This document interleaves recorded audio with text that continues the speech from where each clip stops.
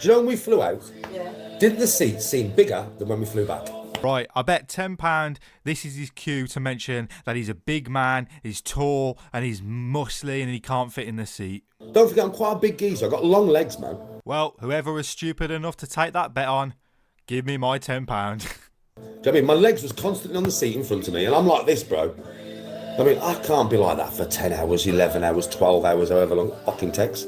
I'm going to have to be like that because Tony wants to ride an elephant, so I've got to make it happen, right? That is so sweet of you, Danny, to sacrifice your own comfort because your wife wants to ride an elephant in Thailand. But let me fill you in on something, Danny. For a long haul flight like that, my friend, for a 10-hour flight, yeah, mate, you're not going to be flying on a Ryanair aeroplane, my friend. I mean, Danny, you're 40 odd, bro, with tons of life experience. Apparently, I thought you knew you'd get a bit more space on a 10-hour plus flight to Thailand, mate.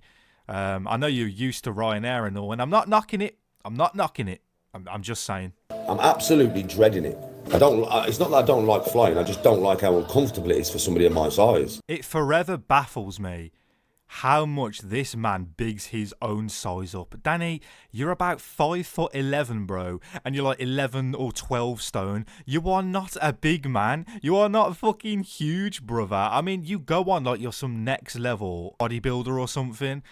I can't, man. I can't.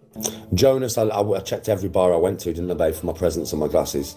Somebody had a very good Christmas, bro. Yep, I'm sure somebody absolutely cherished the hell out of 15-year-old glasses that were £10 and perfume that probably cost a combined €15. I am sure they were ecstatic when they found that. Absolutely over the moon. They got a nice pair of police sunglasses and 2 brand new bottles of perfume for the missus. Okay, so in one of my previous videos, Danny was going on about how he's changed now, his approach with trolls and the comments he gets in his lives, and it's just like water off a duck's back, and you know, he doesn't even acknowledge them anymore, but every time he gets called broke or anything where he's challenged with money, he cannot fucking help himself. I got married in 5-star, mate. You fucking idiot. I got married in 5-star, mate. I can't afford it. I paid £25,000, mate, to get married abroad. But I can't afford it. You don't know what I can do when I have to save, mate.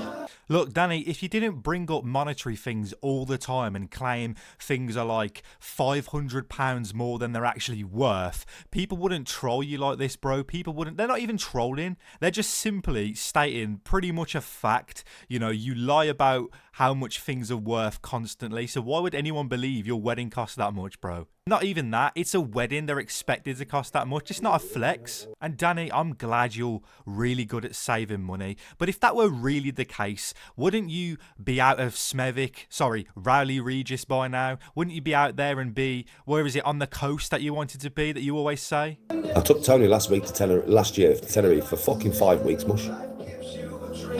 5 weeks. For her 55th birthday.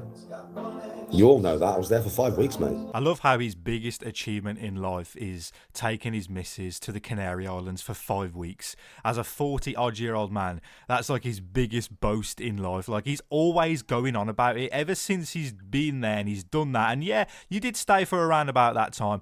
He's probably lying. It's probably 4 weeks, but I don't know. He just hasn't shut up about it. Like that's the standard you need to be at in life. That's the ultimate goal, is to be 4 weeks in the Canary Islands in a fucking apartment. I know exactly what my wedding cost, and that was everything included. Wedding photos, I mean, they was £1,000. Do you know what I mean? Just my photos was £1,000. Tony knows exactly what it cost. She sat next to me, you silly fucker. I should hope she knows what it cost, Danny, and not for the reason that she sat next to you, but more so for the reason she helped plan it and also were there fucking marrying you, supposedly, bro. Or do you mean she knows how much it costs because she sat next to you and she's heard you say that figure, which may or may not be a lie? So now she knows the correct number, the correct lie to say? You have to have blood tests in Turkey to make sure you're not brother and sister. You have to pay to have blood tests in Turkey to make sure you're not related. Well, that's confirmed it then, people. He definitely didn't get married in Turkey. It's not drug tests, it's blood tests. Yeah, incest checks. Either way, Danny, I think you failed both of them, my friend. The darkness of YouTube is all you see. You come here and you get a bit of positivity and a bit of light, man. A kind-hearted, nice guy That's just talking to you all, engaging with you all, giving you my time, you're giving me your time. You don't really get that, man. Does somebody who is actually those things have to remind everyone over and over that he is them?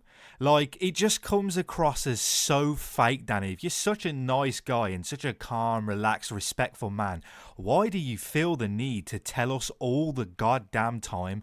And as for you thinking you're some sort of special content creator, Danny, you sit on your wife's sofa all day smoking weed, talking shite. I'm like 5 videos in and I'm absolutely fed up with you already. What I thought was going to start as a light-hearted, piss-taking little series has turned into something I don't already want to do. Like, what the fuck? That is how mentally draining watching this man is. My God. Do a lie detector. A lie detector for what?